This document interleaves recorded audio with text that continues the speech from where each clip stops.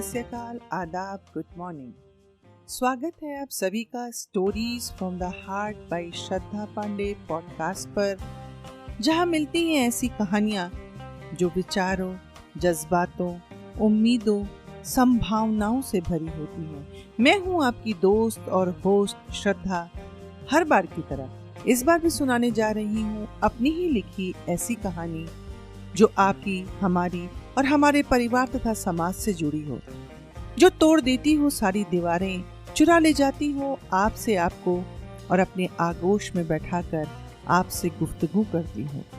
तो आइए उठाते हैं पर्दा अपनी नई कहानी से और सुनते हैं कहानी संख्या 16। कहानी का नाम अगले जन्म मोही बिटिया न कीजो।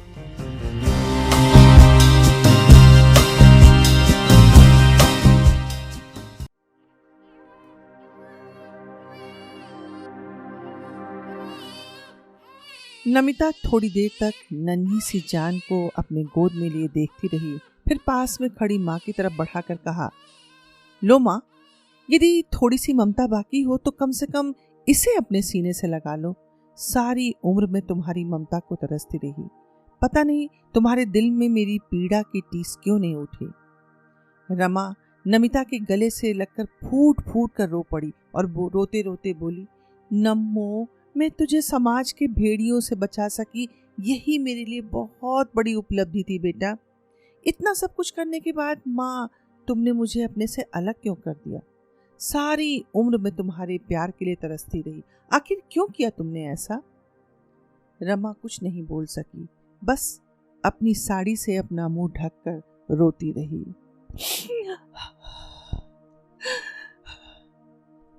नमिता पास खड़ी अपनी मौसी का दोनों हाथ पकड़कर बोली, मौसी, मुझे माफ कर देना। आपने मुझे जितना प्यार दिया उतना शायद किसी की सगी माँ भी नहीं देगी। पर मौसी, सच कड़वा होता है। आज आपको और माँ को ये कड़वा सच सुनना ही पड़ेगा। मेरी माँ ने मुझे अपने से दूर करके अन्याय किया, तो विपुल और वैभव के हिस्से का प्यार मेरी झोली में डालकर आपने भी अपने बेटों के साथ अन्याय किया। आप और मौसा जी अपने बच्चों के हिस्से का प्यार ये सोचकर मुझ पर लुटाते रहे कि मेरा दामन खुशियों से भरा रहे, जबकि सच तो ये है कि मैं अपनी माँ के प्यार के लिए तरसती ही रही। रजनी ने नमिता का आंसुओं से भरा चेहरा अपने हाथ में भर लिया और उसके माथे को चूमते हुए अपनी दीदी से बोली, दीदी, आपको पता है कि नमिता डॉक्टर क्यों बनना चाहती थी? वो भी प्रसूति विशेषज्ञ, ताकि समाज से लड़ सके, भ्रूण हत्या को रोक सके, पुत्रोत्सव पर बधाई गाने वाले आप जैसे माता पिता को आईना दिखा सके। नमिता तो छोटी है, पर तू तो जानती है ना मेरी स्थिति। यदि तेरे जीजा जी और माता जी को इसके जन्म से पहले पता चल जाता कि मेरे पेट में कन्या है, तो मेरे साथ साथ इसे भी मार डालते।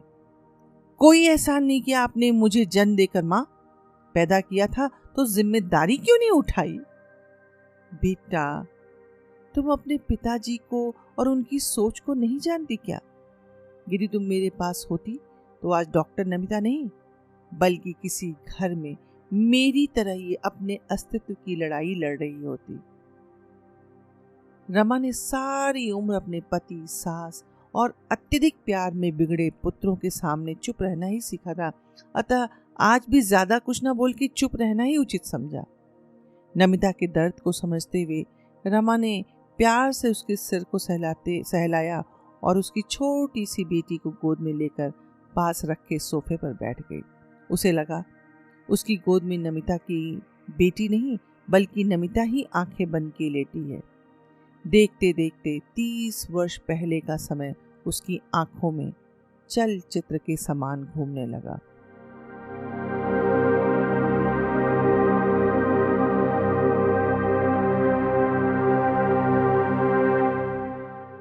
बात उस समय की है जब रमा गर्भवती हुई थी। उसकी सासू माँ के साथ साथ उसके पति को भी लड़का है या लड़की ये जानने की उत्सुकता थी। रमा अस्पताल से आई तो माताजी ने पूछा, क्या कहो डॉक्टर ने? वह कुछ नहीं बोली, बस सिर पर पड़े आंचल को थोड़ा सा आगे को सरका लिया और अपने कमरे में चली गई। रमा से कुछ उत्तर न पाकर माताजी ने अपने बेटे से पूछा, क्या कहो रे डॉक्टर ने? बस इतना ही कहा कि बच्चा ठीक है। अरे, ये नहीं बताया कि लड़का है कि लड़की? नहीं नहीं, ये तो नहीं बताया। उन्होंने बतायो नहीं कि तूने पूछो ना? पूछा था, पर डॉक्टर ने ये कहा कि हमारे यहाँ ये नहीं बताते कि पेट में लड़का है या लड़की। बस माताजी भड़क उठी, बोली, फिर तो तू ऐसा कर, बहू को किसी और डॉक्टर के पास ले जा, जहां पता चल सके कि होने वाला बच्चा लड़को है या लड़की। ठीक है माँ, ले जाऊंगा, पर तू तो पोते के आने की खुशी में ये भी भूल गई कि तेरा बेटा भूखा बैठा है। अरे हाँ हाँ, अभी लाई कुछ खाने के। ये कहती हुई माताजी रसोई घर में चली गई। दूसरे कमरे में रमा गाय के समान कांपने लगी। उसे पूर्ण विश्वास था कि उसके पेट में लड़की ही है, अन्यथा संयम के पूछने पर शायद डॉक्टर साफ साफ तो नहीं पर इशारों में जरूर बता देती। समय पाकर रमा ने अपने पति से कहा, अब डॉक्टर और अल्ट्रासाउंड के चक्कर में बार बार क्यों पड़े रहना? डॉक्टर ने तो कहा ही था कि बच्चा ठीक है, समय पर संतुलित आहार किया करो ताकि स्वस्थ बच्चा पैदा हो। आप कहाँ परेशान होंगे? रमा की चाल काम कर गई। माताजी शोर मचाती रही। दिन बीतते गए। संयम भी अपने काम व पुत्र के आने की तैयारी में उलझते गए। 11 नवंबर, उसे अच्छी तरह से याद है वह दिन जब डॉक्टर ने छोटी सी नमिता को उसके हाथ में देते हुए कहा, ये देखो कितनी प्यारी बेटी पैदा हुई है। रमा कांपने लगी, ये सोचकर कि आने वाला तूफान कितना भयावह होगा। हुआ भी वही। जैसे ही आया ने बाहर आकर बेटी के जन्म की सूचना दी, संयम ने आव देखा न ताव सीधे लेबर रूम में घुस गए। नर्स और आया शोर मचाती रही, पर उन्होंने किसी की नहीं सुनी। अंदर आकर शोर मचाने लगे, जरूर आपने मेरा बच्चा बदल दिया होगा। मेरी पत्नी को लड़की नहीं, हो ही नहीं सकती, उसको लड़का हुआ होगा। वह तो शुक्र था कि बगल वाली स्त्री को भी लड़की ही पैदा हुई थी। अतः बात बिगड़ते बिगड़ते संभल गई। थोड़ी देर तक उन्होंने दोनों बच्चियों को देखा और फिर कमरे से बाहर चले गए। नमिता के जन्म के बाद संयम ने रमा के साथ अपने व्यवहार के सारे संयम तोड़ दिए। रमा उस घर की नौकरानी बन गई। इस कार्य में हवा देने का काम माताजी बड़ी बखूबी से कर रही थी। 3 वर्ष बाद रमा पुनः गर्भवती हुई, तो इस बार संयम ने पहले से ही ऐसा डॉक्टर पता कर लिया था जो पैसा लेकर गर्भस्थ शिशु का लिंग बता देता था। ईश्वर का शुक्र था कि इस बार उसके गर्भ में पुत्र था। पुत्र के जन्म पर माताजी व संयम ने जी खोलकर खुशियां मनाई। नमिता के प्रति संयम पहले से ही उदासीन थे, अब उनके व्यवहार निंदनीय होने लगे। संयम ने जब तीसरी संतान की इच्छा प्रकट की तो रमा ने कहा, जब 2 बच्चे हैं तो तीसरे की क्या जरूरत? संयम ने जवाब दिया, तुम्हारे लिए 2 संतानें होंगी, पर मेरी एक ही है और वह है मेरा पुत्र। मुझे एक पुत्र और चाहिए। 2 वर्ष बाद एक और पुत्र घर में आ गया। संयम की मनमांगी मुराद पूरी हो गई। इन सब में नमिता और उसका बचपन कहीं खो गया।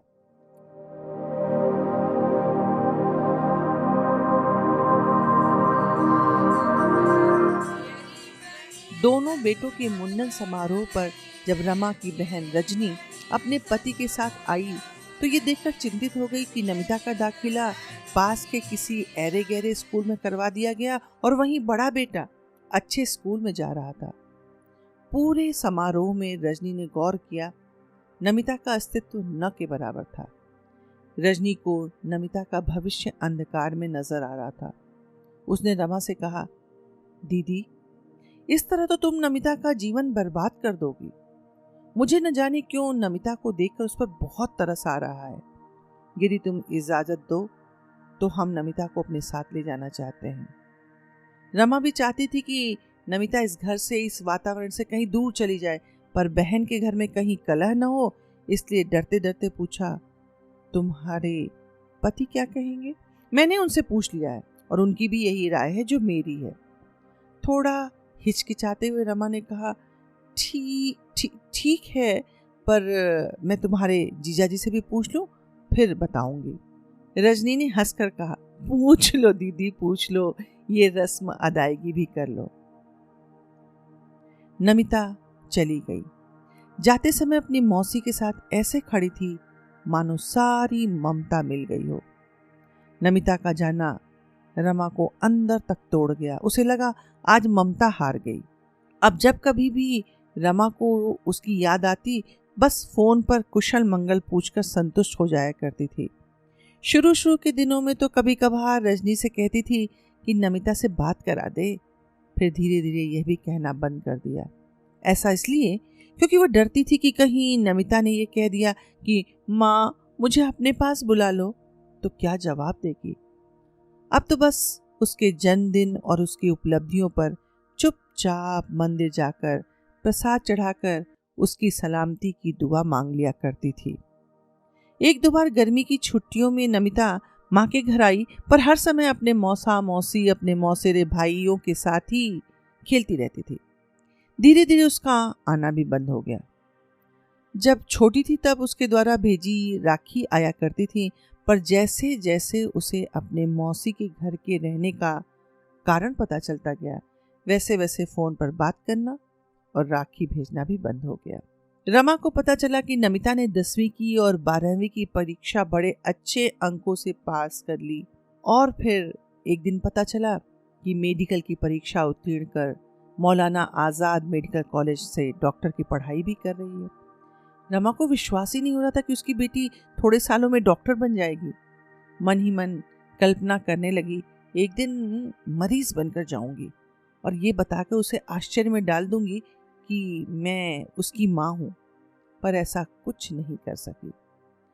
कुछ वर्षों बाद रजनी का फोन आया कि नमिता MS कर रही है। डरते डरते रमा ने रजनी से पूछा, कितना खर्च आएगा बहन? उससे कहो पहले नौकरी कर ले, फिर पढ़ती रहेगी। रजनी ने कहा, बड़ी जल्दी तुम्हें खर्चे की चिंता होने लगी। वैसे मैं तुम्हारी तसल्ली के लिए बता दूं, हमारी नमिता बड़ी होशियार है, उसे स्कॉलरशिप मिल रही है। देखते देखते 2 वर्ष भी बीत गए। जिस दिन डिग्री मिलनी थी, रजनी ने रमा और जीजाजी को भी बुला लिया। डिग्री पाकर नमिता दौड़ती हुई अपने मौसा मौसी के गले से चिपट गई, फिर विपुल और वैभव से मिलकर अपनी खुशी जताई। रजनी ने नमिता से कहा, बेटा माँ और पापा का भी आशीर्वाद ले लो। अनमनी सी उसने माता पिता के चरण छू लिए। रमा ने सिर पर हाथ फेरकर आशीर्वाद दिया, पर संयम तो ग्लानि के कारण वह भी नहीं कर सके। कुछ महीनों के बाद रजनी ने खबर दी कि नमिता ने एक डॉक्टर लड़का पसंद कर लिया है। अगले महीने की 21 तारीख को उसका विवाह है और आप लोग आइएगा जरूर। 21 तारीख भी आ गई, पर भाग्य का लिखा कौन टाल सकता है। कार दुर्घटना में संयम को चोट लग गई थी, पैर की हड्डी टूट गई थी। परिणाम स्वरूप रमा चाहकर भी शादी में नहीं आ पाई। अपने माता पिता की अनुपस्थिति को नमिता ने किस प्रकार से लिया होगा, ये जानने की हिम्मत न रमा में थी और न ही रजनी बता सकी। अचानक छोटी सी बच्ची के रोने की आवाज से नमिता जाग गई। माँ का आंसुओं भरा चेहरा देखकर अपने को भी रोक नहीं पाई और अपनी दोनों बाहें फैला दी। रमा थोड़ी देर तक नमिता को देखती रही, फिर धीरे से अपनी जगह से उठी, रजनी को बच्ची पकड़ाई और नमिता के गले से लगकर जोर जोर से रोने लगी। बाहर बैठे संयम घबरा गए। अंदर आकर माँ बेटी के मिलाप को देखकर मुंह फेर कर अपने आंसुओं को रोकने का प्रयास करने लगे। थोड़ी देर रुककर जैसे ही उन्होंने बाहर जाने के लिए कदम उठाया कि नमिता ने पापा कहकर उनके कदम वहीं के वहीं रोक दिए। घूमकर नमिता से नजर मिलाने की उनकी हिम्मत नहीं हुई, वहीं खड़े रहे। रजनी ने ही पहल की, बोली, जीजा जी आपकी बेटी आपको बुला रही है, क्या आशीर्वाद देने के लिए भी अपना हाथ उसके सिर पर नहीं रखेंगे? मैं जानती हूँ उसे आप लोगों की जरूरत है।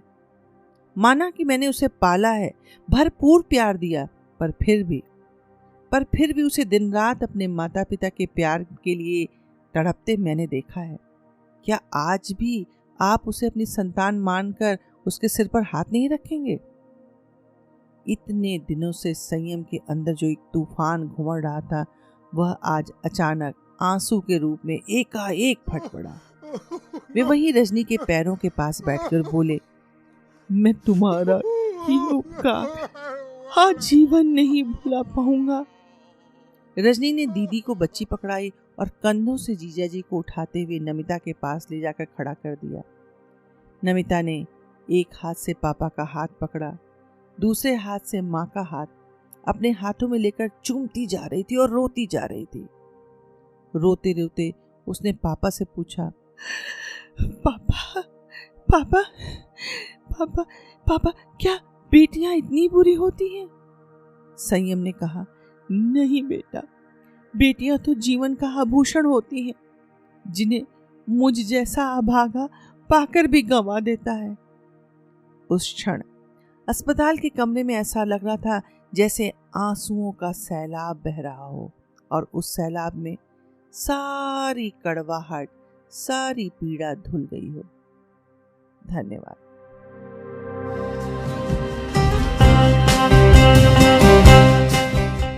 दुनिया चांद सितारों पर क्यों न पहुंच जाए, पर भारत में आज भी लड़कों की चाह में न जाने कितनी लड़कियां जन्म से पहले ही मार दी जाती हैं। माना कि ये कहानी है, पर सत्यता के धरातल पर लिखी गई है, अन्यथा कूड़े के ढेर में नवजात लड़कियां फिकी हुई नहीं मिलती। अगर आपको मेरी कहानी पसंद आई हो तो stories from the heart by Shraddha Pandey को स्पॉटिफाई पे फॉलो कीजिए। एंकर पे सुन रहे हो तो वॉइस मैसेज भेजिए। यूट्यूब पे सुन रहे हो तो लाइक और सब्सक्राइब कीजिए।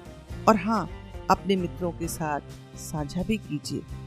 अपने विचार shraddha.pdy@gmail.com पर मुझ तक पहुंचाने का प्रयास कीजिए। एक पक्ष के पश्चात फिर मिलेंगे एक नई कहानी के साथ। मैं श्रद्धा आपकी प्रतिक्रिया की प्रतीक्षा।